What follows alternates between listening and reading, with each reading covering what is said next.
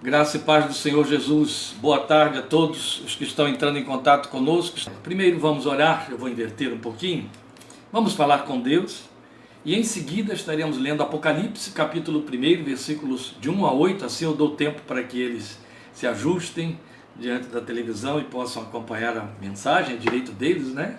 Há uma caminhada daqui, de onde é o lugar de nossa transmissão, até a casa, até que cheguem lá, se ajustem, é o tempo que a gente ora, que a gente lê a palavra e eles podem acompanhar a mensagem.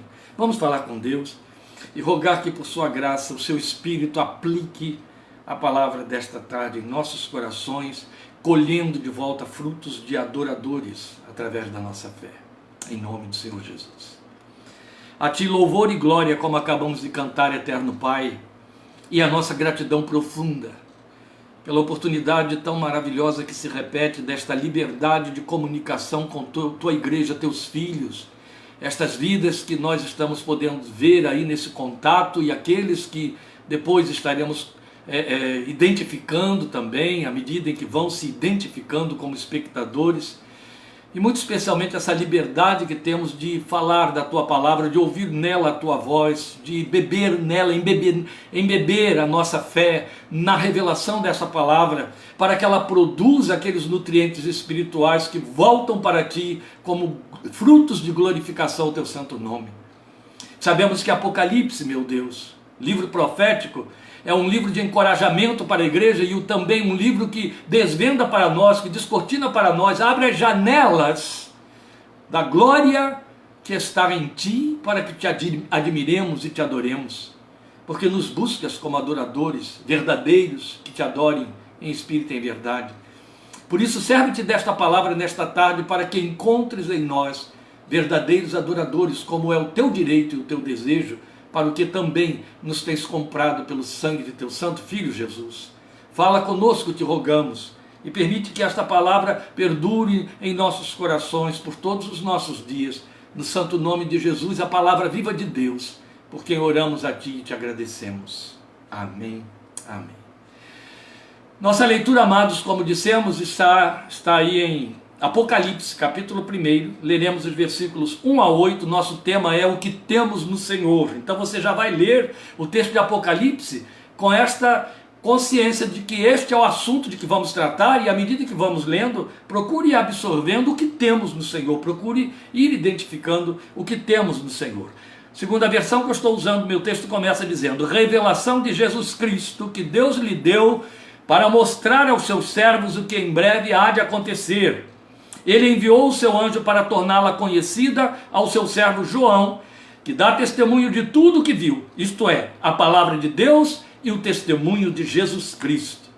Feliz é aquele que lê as palavras desta profecia, e felizes aqueles que ouvem e guardam o que nela está escrito, porque o tempo está próximo. João, às 7 igrejas da província da Ásia: a vocês graça e paz da parte daquele que é, que era e que há de vir, dos 7 Espíritos que estão diante do seu trono, e de Jesus Cristo, que é a testemunha fiel, o primogênito dentre os mortos e o soberano dos reis da terra. Ele nos ama e nos libertou dos nossos pecados por meio do seu sangue, e nos constituiu reino e sacerdotes para servir a seu Deus e Pai. A Ele sejam glória e poder para todos sempre. Amém.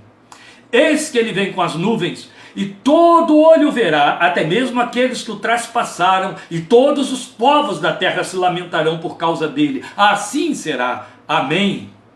Eu sou o Alfa e o Ômega, diz o Senhor Deus, o que é, o que era e o que há de vir, o Todo-Poderoso.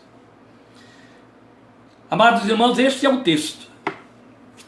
Ele tem minúcias nas quais não podemos nos deter, mas inevitavelmente eu tenho de passar por algumas, para que as perdas não sejam grandes, porque o propósito não é ler e ter perda, não é?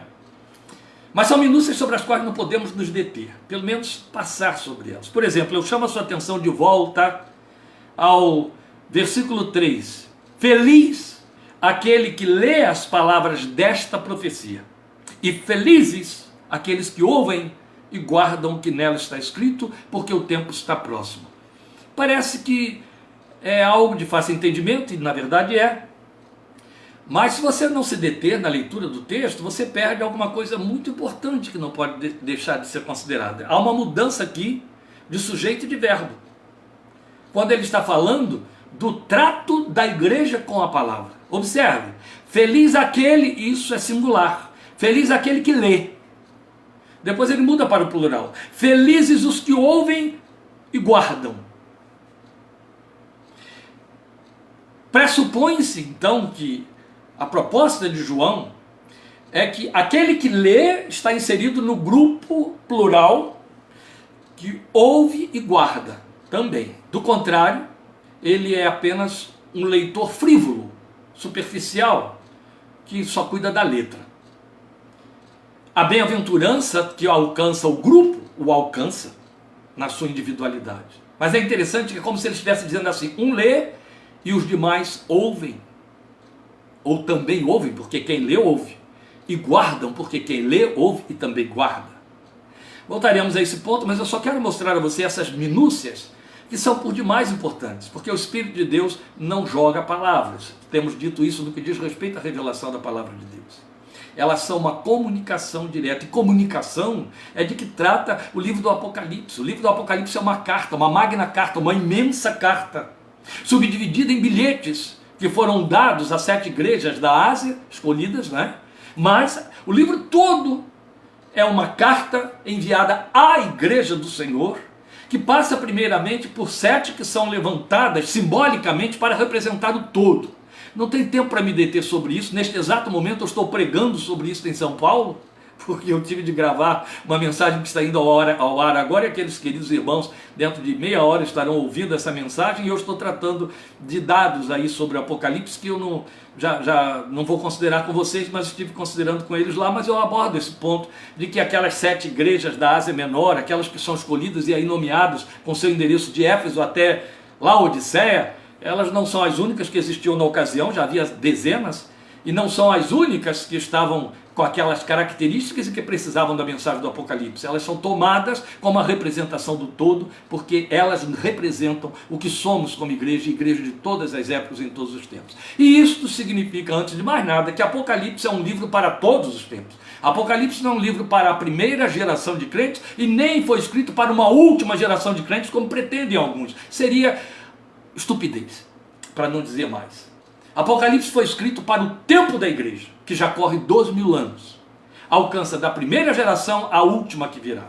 Então não há uma geração específica dentro do livro de Apocalipse para quem a carta foi endereçada. Do contrário, estaríamos tratando de um absurdo que não condiz com o caráter do Deus da Bíblia, em hipótese alguma.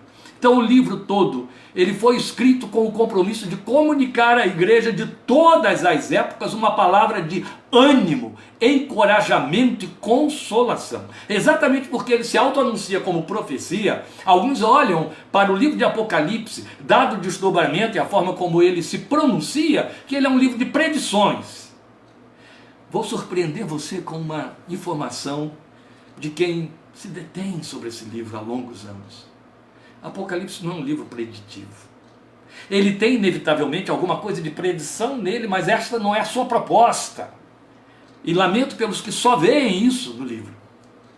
A proposta do livro de Apocalipse, e esta é a razão porque ele fecha o cânon, ele é o último da Bíblia, é animar a igreja, encorajar a igreja, consolar a igreja de todas as épocas, pelo fato de que ela vivencia tudo aquilo que simbolicamente o livro comunica que estaria ocorrendo na história da igreja até o último de seus dias. Desde o momento em que Jesus se revela a ela como alfa, até o dia em que vai se revelar a ela como ômega, que fala das 2 letras extremas do alfabeto grego, a primeira e a última. Entende? Seria o nosso A e o Z. Ele é o alfa e é o ômega. Entraremos lá, embora não haja um propósito de nos deter em cima disso aí. Então ele já abre a sua mensagem na identificação do remetente, que é o que nos diz respeito hoje. Por isso que o nosso tema hoje é o que temos no Senhor. Por que o remetente é anunciado e se anuncia com tantos títulos? Então está apresentando para nós a identificação do remetente, trazendo até a nossa fé lentes para que tenhamos visão daquilo que temos nele. Como isso é importante, não é a única vez, nem é só Apocalipse. A começar que o que temos nele vai se repetir em Apocalipse vezes sem conta. Mas ao longo da história da Bíblia, ao longo da revelação escrita, desde as profecias messiânicas, desde os símbolos do Velho Testamento, mas muito especialmente em Isaías, que tem muita profecia messiânica, nós encontramos muitos títulos alusivos ao Senhor Jesus que pregam para nós as suas ofertas, o que temos nele, o que nossa fé pode encontrar e alcançar nele. Só quero lembrar a vocês Isaías 9,6, lembram? E o seu nome será o quê? Maravilhoso Conselheiro, Deus Forte, Pai da Eternidade, Príncipe da Paz. Só aí você tem títulos, e Apocalipse trabalha muito com isso, que colocam lentes sobre a nossa visão espiritual, a visão da nossa fé, a fim de que ele seja adorado, crido e vivenciado em cima dessas ofertas. Apocalipse, ao apresentar esses títulos, está nos apresentando duas coisas, primariamente.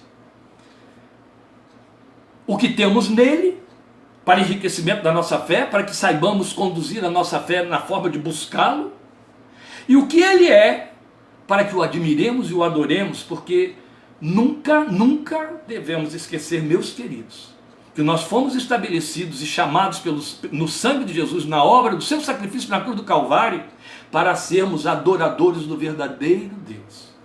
E adoradores numa condição de privilégio, uma condição de exceção. Por que eu digo adoradores numa condição de exceção?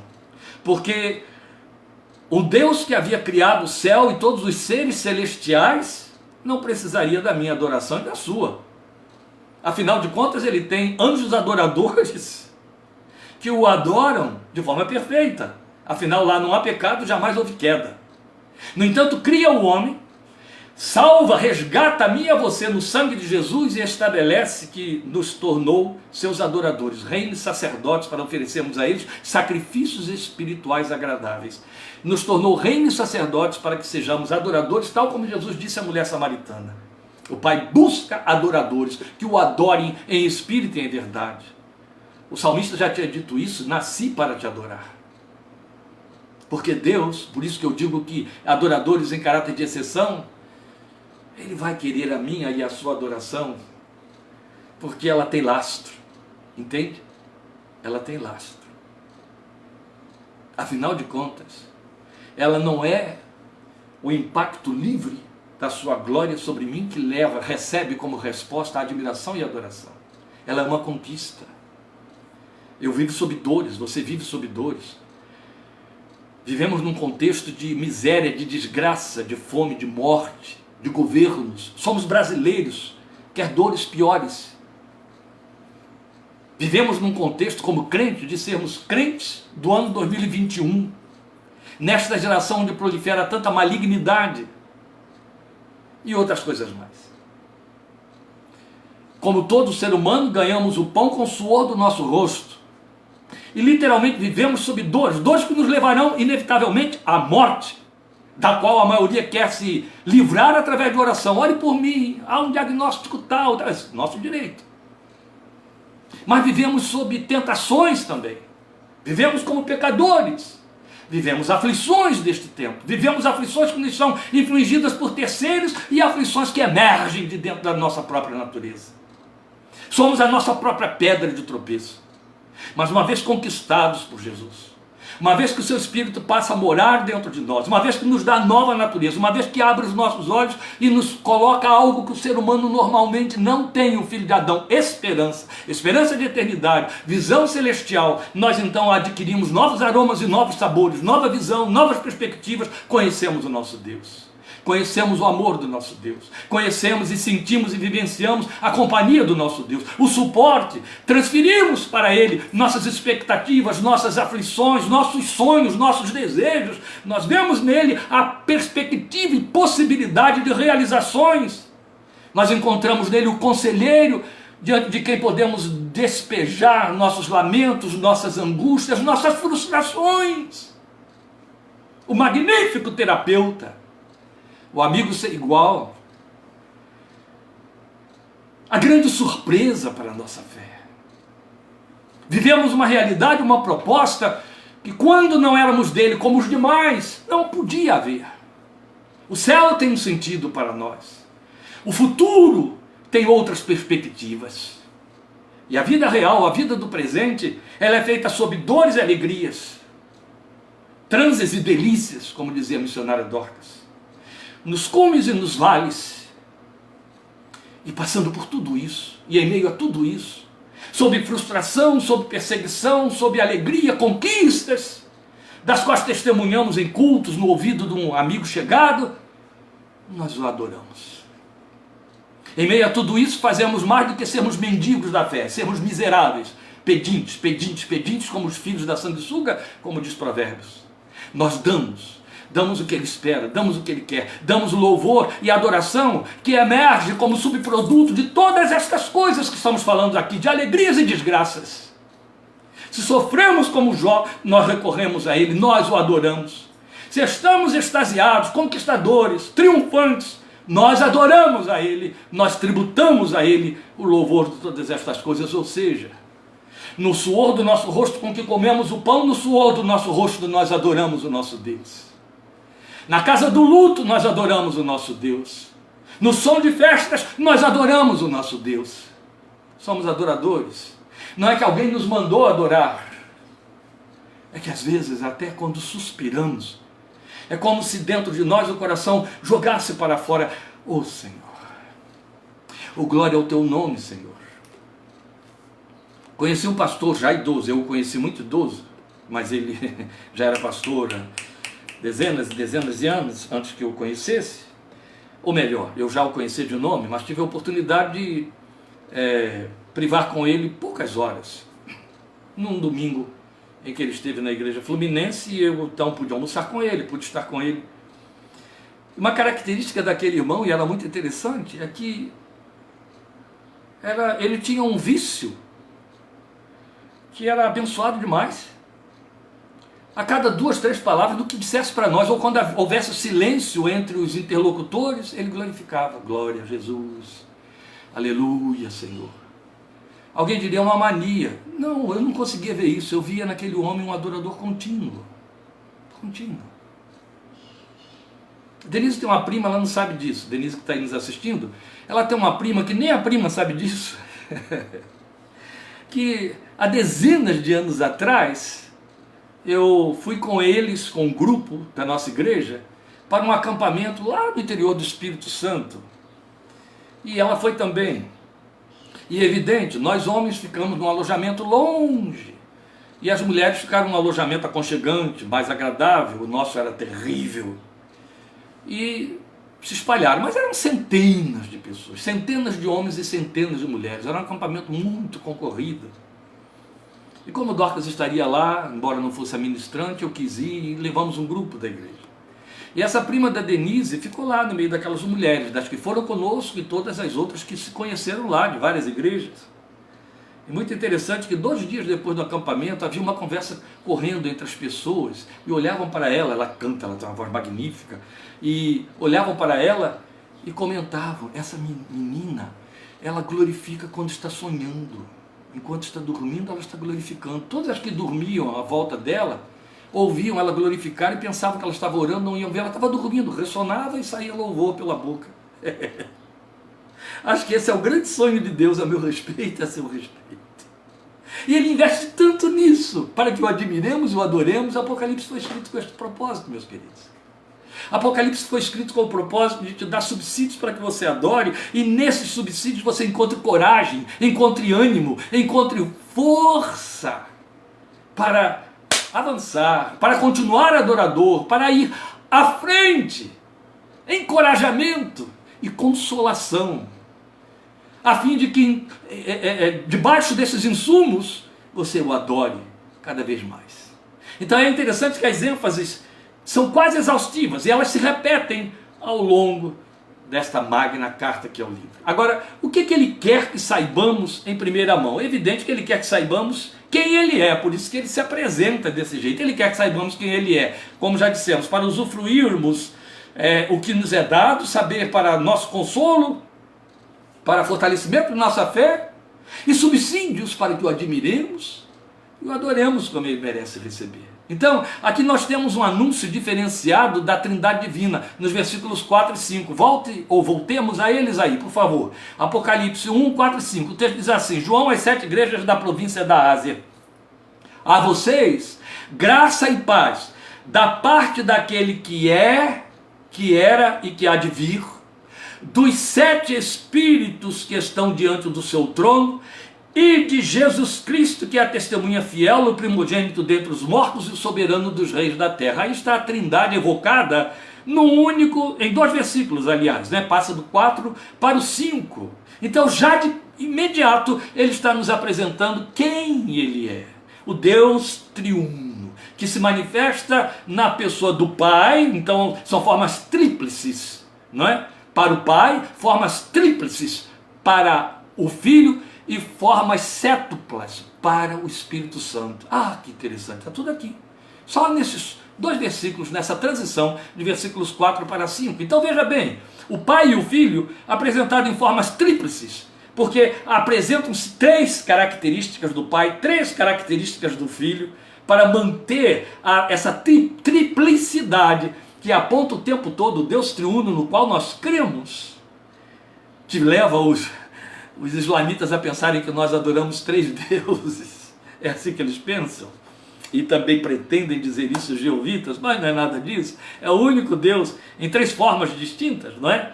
Mas ao apresentar o primeiro, está dizendo que ele é aquele que é, que era e que há de vir. Eu gosto da forma. A forma como Deus eterno é apresentado, onde o verbo no presente surge antes do verbo no passado. Aquele que é, que era e que há de vir. É tão lindo, é tão sábio, é tão perfeita a colocação. A lógica seria o texto dizer assim: aquele que foi, que é e que será. Aquele que era, que é e que há de vir. Não é assim que o texto deveria dizer?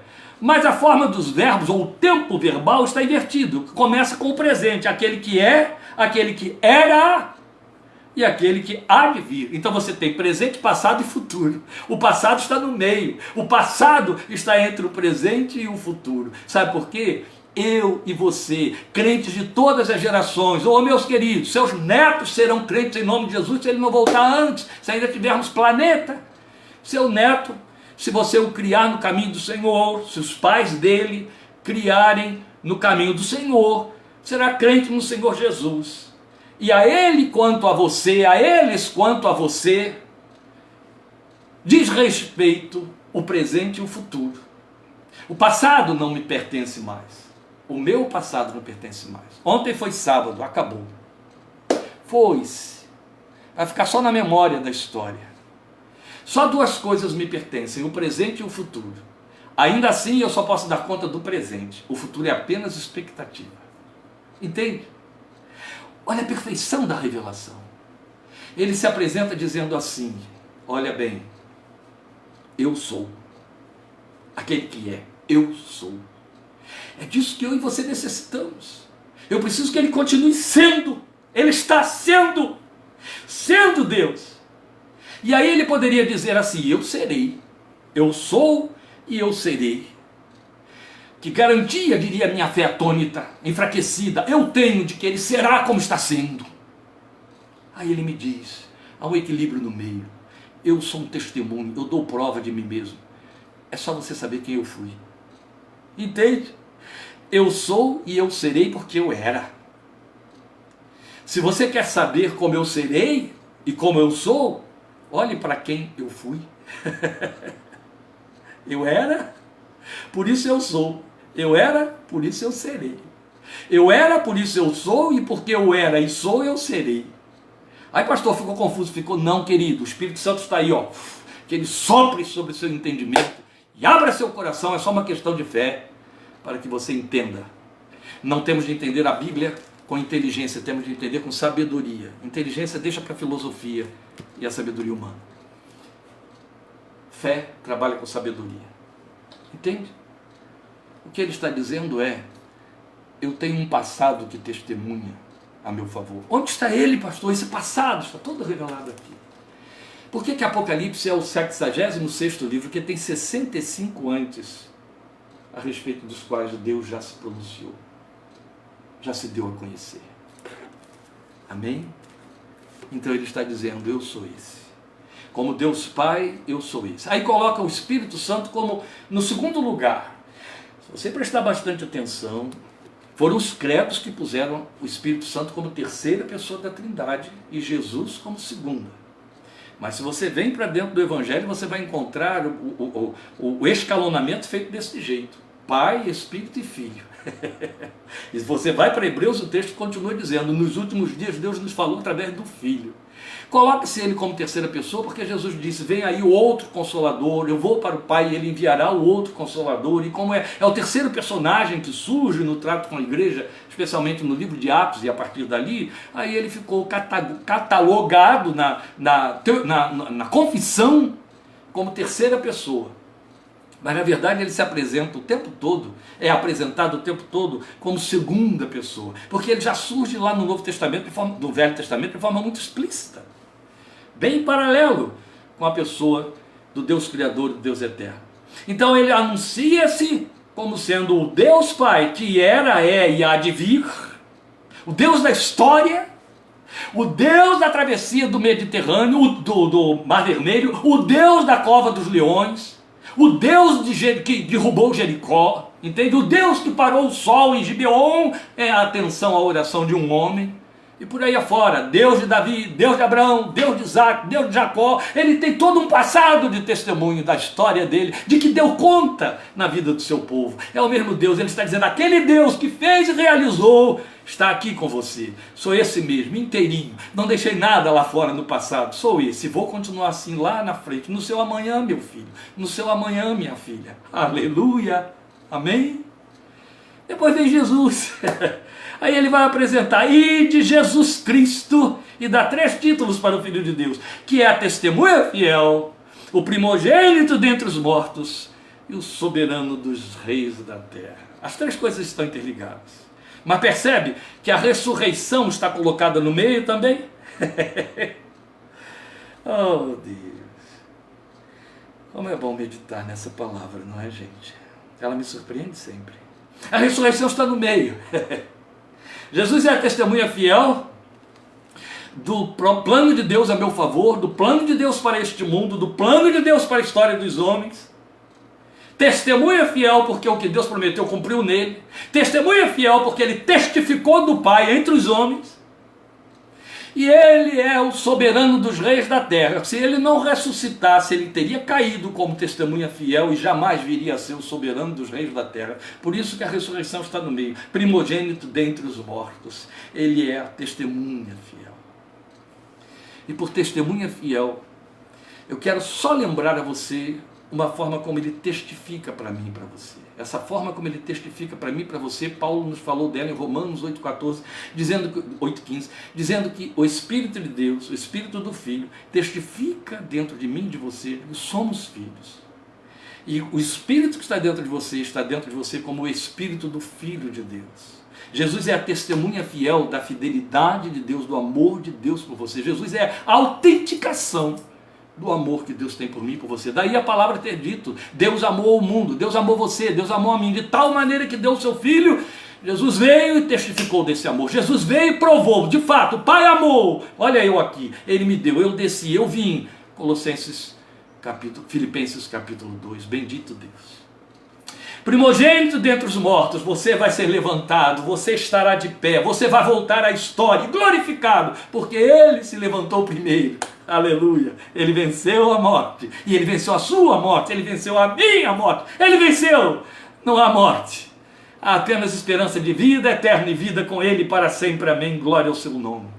Mas Ele é o soberano dos reis da terra. Como era importante para a igreja do primeiro século ouvir isso, como era importante para a igreja da Idade Média ouvir isso, como foi importante para a igreja massacrada pelo nazismo ouvir isso, pela igreja massacrada pelo comunismo ateísta que a Rússia disseminou pelo leste europeu ouvir isso, perseguindo e matando 70 milhões de pessoas. 50 milhões de pessoas morreram nas duas grandes guerras. 70 milhões morreram nas mãos do comunismo ateísta. E entre eles, um grande número de cristãos que morreram pelo fato de serem fiéis à palavra de Deus, de não quererem ser fiéis ao Estado, mas ao reino. Perderam a vida por causa disso, ou passaram fome por causa disso, perderam dignidade, perderam famílias, perderam. Para toda essa gente, para nós, sob a ameaça de leis estranhas, como é importante ouvir que Ele é o soberano dos reis da terra. Ele está acima de todo rei, de todo nome que se nomeia, em todas as épocas, em todas as situações, circunstâncias, posições políticas. Ele é o nome que está acima de todo nome, ordens políticas, ordens religiosas. Glória a Deus, Ele é o soberano dos reis da terra, estará sempre acima. Todos os reis, dos mais atrevidos, dos mais satânicos, dos mais ímpios, estarão sujeitos sempre ao seu poder e ao seu querer, porque Apocalipse capítulo 5 mostra que Ele tem o controle da história da sua mão. Não importa a bagunça que partidos políticos façam no Brasil e fora do Brasil, não importa a bagunça dos parlamentos, a bagunça das monarquias, a bagunça das republiquetas latinas, não importa. O Senhor está acima, o Senhor é que segura a história na mão. Os outros são apenas fantoches que Ele põe e depõe como Ele bem entende. Se o voto não tira, a morte tira. Entende? Ele tem o controle da vida e da morte. Ele é o soberano dos reis da terra. A apresentação do Espírito Santo, então, pode ter como pano de fundo Isaías 11:2. Por quê? O texto diz aqui que ali estão os 7 Espíritos diante do trono. Volta ao versículo 4. Da parte daquele que é, que era e que há de vir, da parte, que aí fica em oculto, dos 7 Espíritos que estão diante do seu trono, e da parte de Jesus Cristo, como já vimos aí, que é a testemunha fiel. Pois bem, eu deixei o que estava em segundo lugar para o terceiro, por causa de otimizar melhor a informação e o tempo. Mas quando ele fala do Espírito Santo, ele usa algo novo para nós, os 7 Espíritos que estão diante do trono de Deus. Não confunda nunca coisa nenhuma, em termos de números em Apocalipse. Apocalipse é um livro eivado de números simbólicos. Todos os que têm a pretensão e têm tido há 170 anos de interpretar Apocalipse, literalmente, se atrapalham completamente, mas se atrapalham, porque não dá para interpretar Apocalipse literalmente. Apocalipse é um livro de símbolos, é um livro para ser lido e interpretado em termos espirituais. Então nenhum número, nenhum que seja em Apocalipse é real. Por isso que ele é impregnado de números simbólicos. 3, 7, 10, 3, 6, 3, 4, 6, 7, 10, 12, 144 mil, que é 10 ao cubo. Todos esses números são simbólicos e falam de completude, apontam para o homem, apontam para o diabo, apontam para a terra, apontam para Deus. Entende? Mas são símbolos, só símbolos. Nem enigmas. São símbolos. Tentar ver aqui numerologia com símbolos, isso é xamanismo, isso é paganismo, isso é tolicismo, não é revelação da palavra de Deus. Apocalipse é simbólico.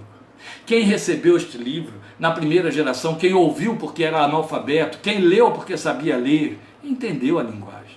O livro não foi escrito para ser um enigma selado para que a última geração pudesse entender. Deus não se deu a esse trabalho tolo, porque Ele é sábio. Não, o livro saiu explícito, o livro foi recebido como uma grande poesia, uma grande revelação simbólica para encher a igreja de fé e de coragem. E aí vem falar que o Espírito se manifesta dessa forma sétupla. Interessante, entende? 7 Espíritos de Deus, isso nos remonta, como eu disse, a Isaías 11:2. Por que Isaías 11:2? Porque Isaías 11:2 é uma profecia messiânica, falando do renovo de Jessé, da raiz de Jessé, que aponta para Jesus, dizendo que sobre ele repousaria o Espírito do Senhor. E aí você tem 7 formas do Espírito enunciadas em Isaías 11:2. Então é muito provável que quando João fala aqui da parte dos 7 Espíritos de Deus, ele esteja nos remontando a Isaías 11:2, para o pano de fundo fosse Isaías 11:2, porque Isaías está aqui no livro de Apocalipse, assim como Ezequiel está aqui no livro de Apocalipse, assim como Gênesis, assim como Deuteronômio, assim como Daniel, eles estão aqui no livro de Apocalipse.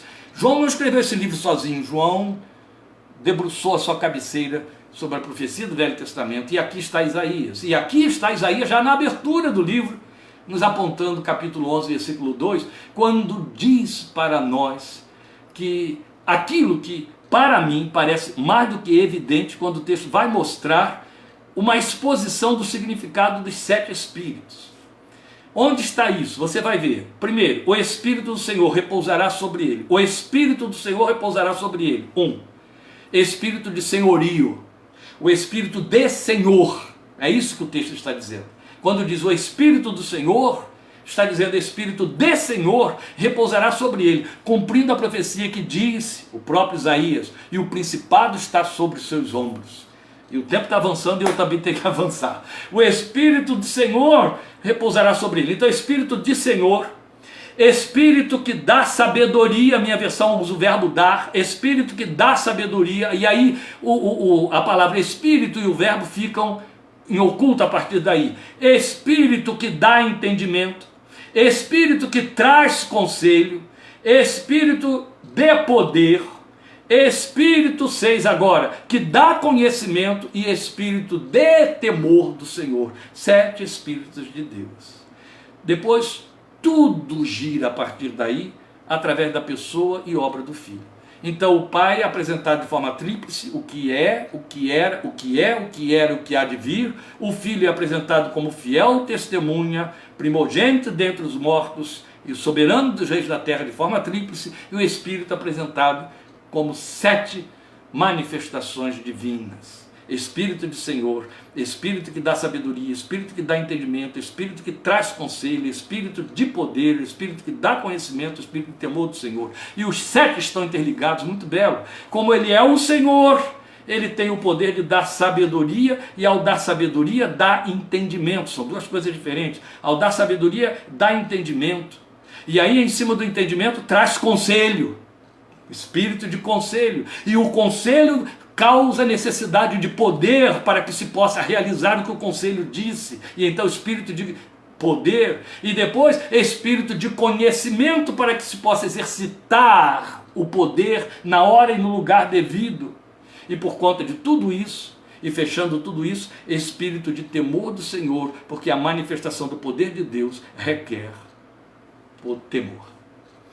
E aí vem então, como eu disse, a partir daí tudo vai girar em torno da pessoa e da obra do Filho, os efeitos da sua obra a nosso favor, e eu tenho que avançar um pouquinho em cima disso que está aqui. O que ele fez por nós, é a segunda parte do versículo 5 e o versículo 6, que vão mostrar para nós o que ele fez por nós. Então vamos lá, a segunda parte do versículo 5.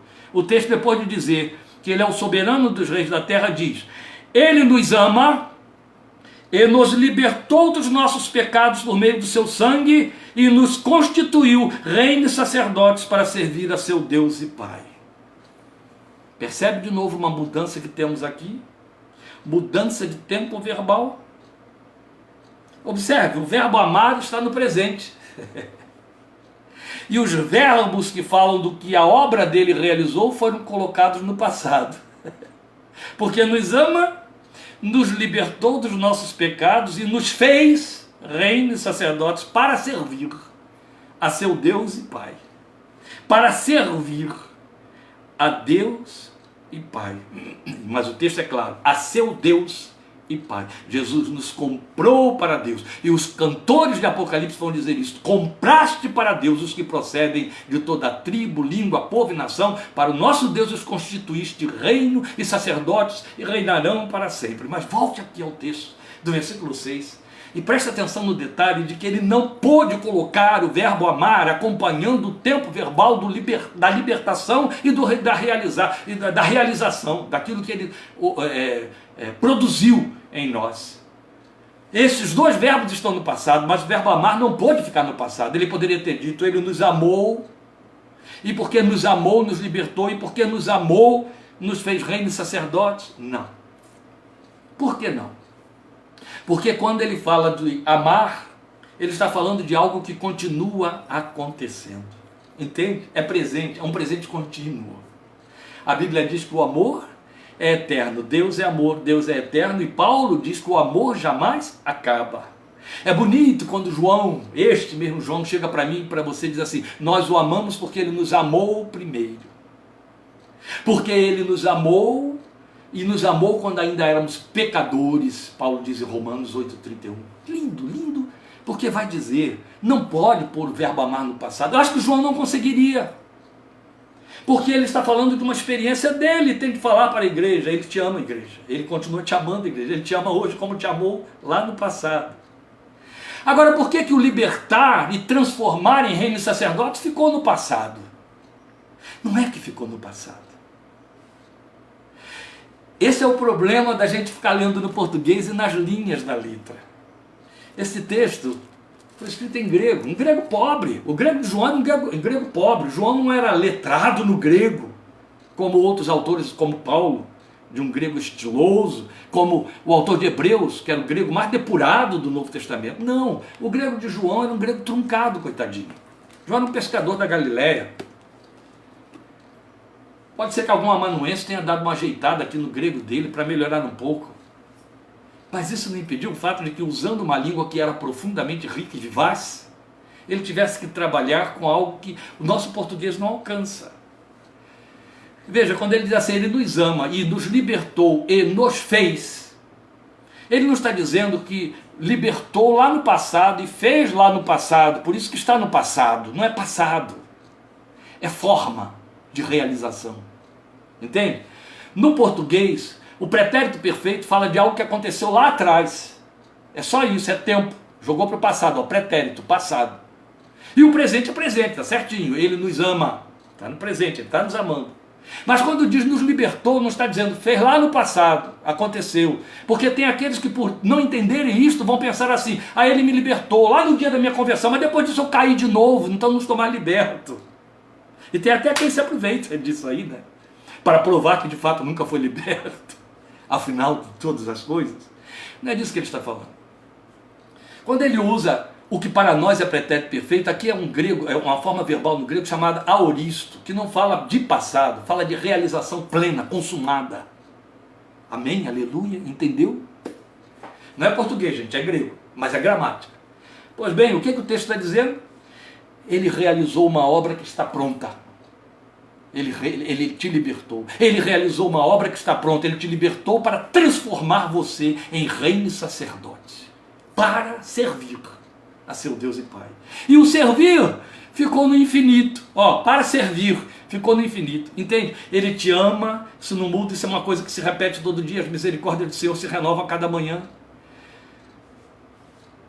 E ele te libertou. Ele fez uma obra completa de libertação que ninguém pode mudar mais na sua vida. Nem você. Ele te transformou em reino e sacerdote. É assim que ele te vê, é assim que o Pai te vê, é assim que você é conhecido no céu, diante do trono.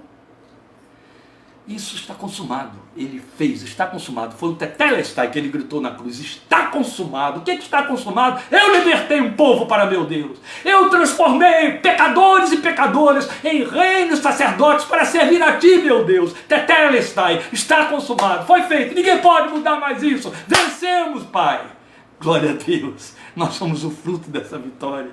Aleluia. Isso não pode mudar mais. Mas reinos sacerdotes para servir a nosso Deus e Pai, constituído reino, para servirmos como reino, aqueles que influenciam o ambiente em que estão como reino, sacerdotes porque oram, intercedem, adoram a Deus, oferecem o sacrifício de Cristo Jesus pelo seu próprio perdão, busca do seu próprio perdão, para perdoar outros, para adorar a Deus como redimido, como filho transformado em filho. Glória a Deus, isso está consumado, isso foi feito, ninguém pode mudar mais, ninguém pode mudar mais. Eu lembro, ai me perdoe, você vai perder o horário do seu culto aí, mas eu não posso deixar isso aqui passar, eu ainda tenho mais um pontozinho aí, eu vou correr em cima dele, mas por favor, me permite isso aqui agora só um pouquinho. Mas eu me lembro de uma vez em que Satanás atingiu a mente de um seminarista, meu amigo mais chegado, e ele foi muito atingido dentro do seminário. Foi obra maligna mesmo, foi uma operação maligna que aconteceu dentro daquela escola teológica, e Satanás mandou um recado direto para ele, que como pai da mentira funcionou muito, e o rapaz adoeceu. Há poucos anos atrás, aí, bem poucos anos, ele estava lembrando disso. Estamos falando de algo que ocorreu há mais de 37 anos.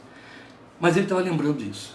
E ele lembrou isso também, que ele foi atingido de tal maneira que adoeceu fisicamente. Ele ficou psicologicamente tão afetado por aquela seta maligna que o seu corpo adoeceu junto. E não melhorou. Ele só piorou, foi piorando, até que a direção da escola, vendo que não podia mais mantê-lo ali dentro daquele estado em que estava, mandou de volta para casa para que fosse se tratar. Foi aí que a mãe dele ligou para mim. Eu já estava como pastor auxiliar na Igreja Congregacional Independente de Niterói, no centro de Niterói, a igreja cujo pastor era o pai da Ana Maria, que está aí conosco. E então, uma terça-feira, eu dava gabinete às terças-feiras, a mãe dele ligou para mim, falou desse estado calamitoso em que ele estava e que eu não sabia. Eu sabia do que tinha ocorrido lá, porque a notícia se espalhou lá dentro da escola. Até fui envolvido na situação umas semanas depois, que me levaram para ver essa pessoa lá que o diabo usou e orar por ela. E aí, mas não sabia das consequências e muito menos que quanto ele tinha sido atingido. E aí ela disse para mim: você pode nos ajudar? Ele está cada vez pior, não come mais. Só de falar em comida ele vomita na frente de todo mundo, a coisa está muito feia. E ele ficou mal.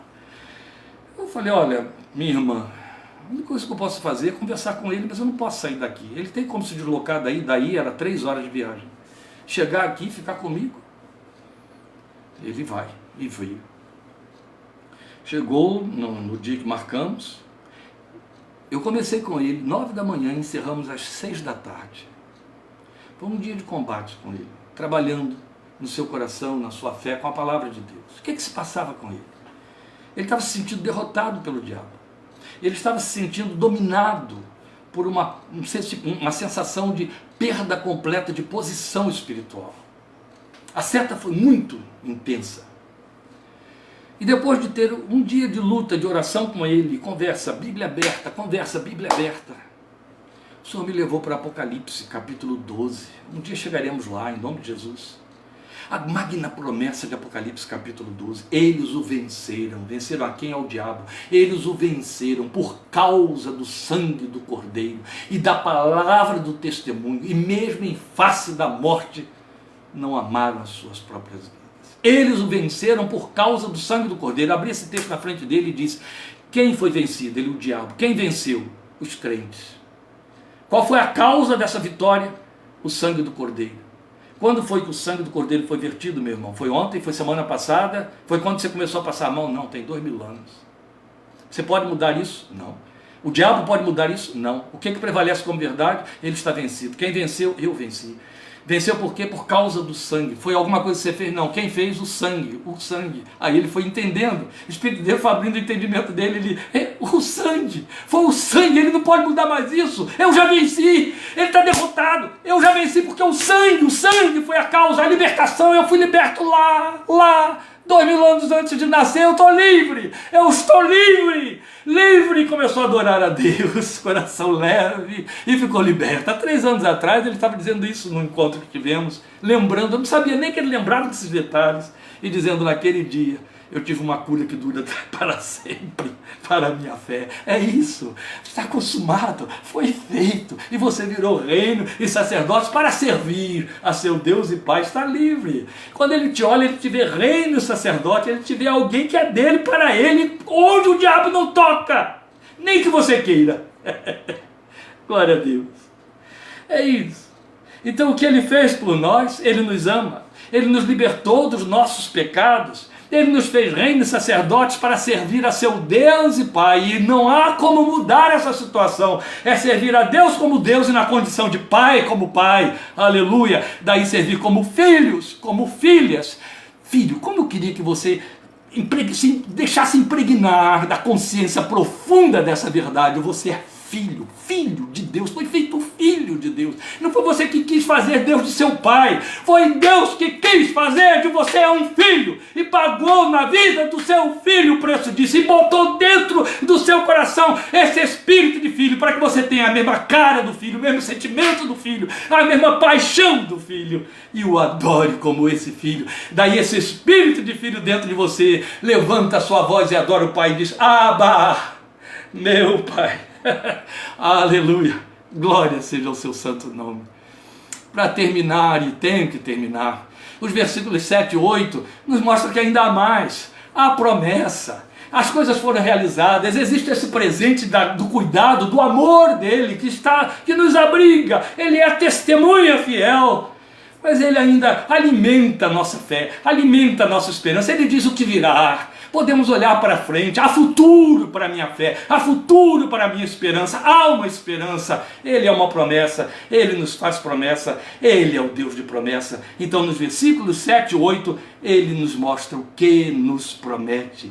Eis que ele vem com as nuvens. Como é importante esta citação. João poderia ter apenas dito: eis que ele vem.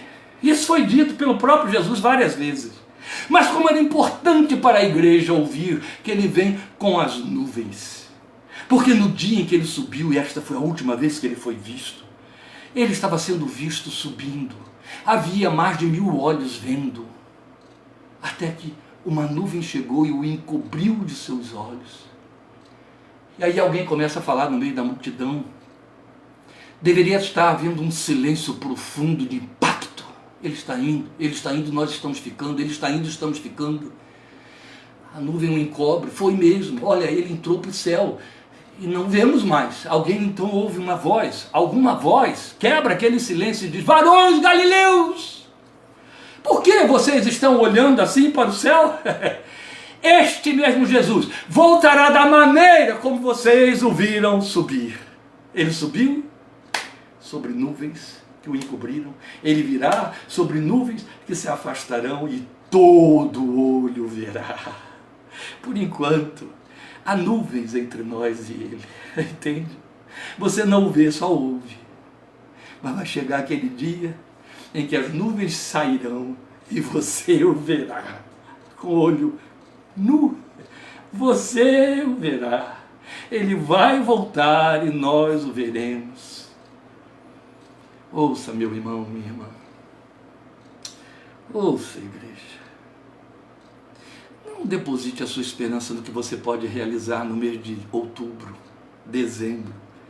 As comemorações de Natal com seus parentes, isso tudo é válido, isso tudo é muito bom. Não deposite a sua esperança nas conquistas que você quer fazer, está juntando dinheiro para que possa fazê-la. Não deposite também a sua ansiedade quanto ao fato de: será que vou conseguir comprar amanhã? Ou vender amanhã? Isso tudo tem que virar rotina, é o dar conta da vida. Mas por mais que seja importante você criar planos e projetos de vida, sublime todos eles, com aquilo que ele introjetou dentro de você e que ninguém tem. A esperança de que ele virá.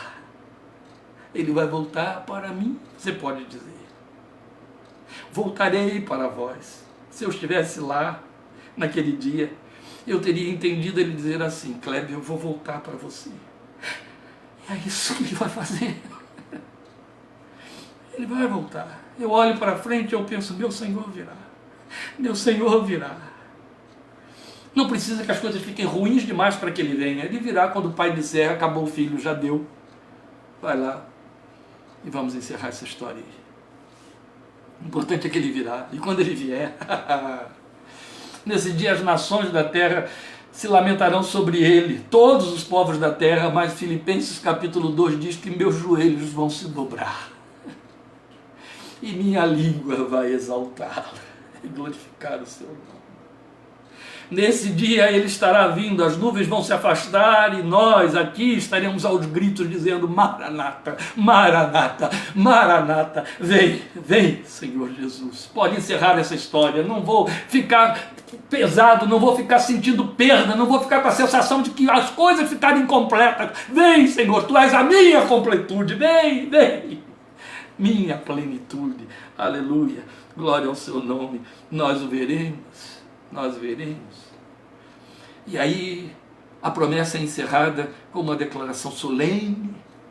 Iremos a ela lá na frente, mais na frente. Eu sou o Alfa e o Ômega. O Senhor diz, eu sou a primeira palavra na sua vida. As coisas só vão acontecer se eu mandar. Mas eu também sou a última palavra na sua vida, eu sou o Ômega. As coisas vão acontecer da maneira como eu mandar. Amém? Glória ao seu nome. Começamos tudo isso citando 1:3. Antes de iniciar todas essas descrições, João nos deu um aviso, e ele foi visto aí em 1:3. Comecei passando por ele. Ele disse, antes de mais nada, que esta é uma palavra profética, Apocalipse. Como eu disse, ela não é preditiva, você acabou de ver. O que tem de predição nela? Nós temos as predições. Ele virá outra vez. Isso é predição. Mas ela não é preditiva como a maioria se confundiu e se confunde quando lê Apocalipse só com essa ótica. Ela é profética, ou seja, tem o poder e caráter de ser ditada por Deus, daí ser profética. E por causa disso, em face dela, devemos ter estas atitudes nesta ordem que ele apresenta. Porque como palavra de profecia, ela exorta, edifica e consola. Estas são as 3 dimensões da profecia. E quais são as nossas atitudes requeridas e apontadas aí em Apocalipse 1:3, como João nos apresenta? Temos de lê-la. Eu preciso explicar isso, pelo amor de Deus. Temos que lê-la, leia. Temos um reforço de verbo aqui em Apocalipse e em Ezequiel. Coma, leia e coma. Coma este livro, leia. Ocupar-nos com ela é o mínimo que significa ler este livro. Ocupar-nos com ela. Você tem se ocupado com este livro? A mente tem se ocupado com este livro? Este livro tem entrado no seu entendimento, no seu coração? Ocupe-se com ele. Não é só com ele, exclusivamente com ele, o tempo todo com ele, mas especialmente com ele. Ocupe-se com este livro, leia-o. Deixa que ele te fale, é a palavra da profecia de Deus, é a voz de Deus falando ao seu coração. Mas ao ler, também ouça, deixa a voz sair e falar a você, e ouvir significa dar atenção. Quantas vezes eu estou lendo algo e é um som, uma outra coisa, um chamado, um barulho, uma situação, desvia a minha atenção e eu já não consegui perceber aquilo que eu estava lendo, eu tenho de voltar, repetir o parágrafo, às vezes o capítulo inteiro. Então, quando o texto diz que eu tenho de ouvir, está dizendo que eu dê atenção, que eu medite, eu repasse, eu rumine. E por último, depois de lê-la, ouvi-la ou dar-lhe atenção, eu devo guardá-la. Guardar significa obedecer, temê-la, internalizá-la. Faça isso por quê? Porque são condições para nós experimentarmos o que ela pretende a favor da nossa fé. Amém? Deus te abençoe, te fortaleça, te dê graça e crescimento nestas propostas. Convido você a estarmos juntos quarta-feira, continuando o nosso estudo em Filipenses, em Minuta da Fé, às 20h30, e aguardemos quanto aos compromissos do próximo domingo. Deus te abençoe muito. Obrigado por sua atenção e sua participação, por esse prazer maravilhoso de poder compartilhar esta palavra do Senhor com você, viver esta palavra com você e compartilhar aquilo que Ele jogou em nosso coração para que você faça com outros. Olha, compartilhe a mensagem com outras vidas. Vidas sejam abençoadas. Mais de 3.500 vidas têm sido abençoadas. Passe isso adiante. Outros mais precisam ser abençoados por esta palavra. Amém? Deus te fortaleça e te guarde. Obrigado por sua companhia. Em nome de Jesus, sua graça esteja sobre você. Amém.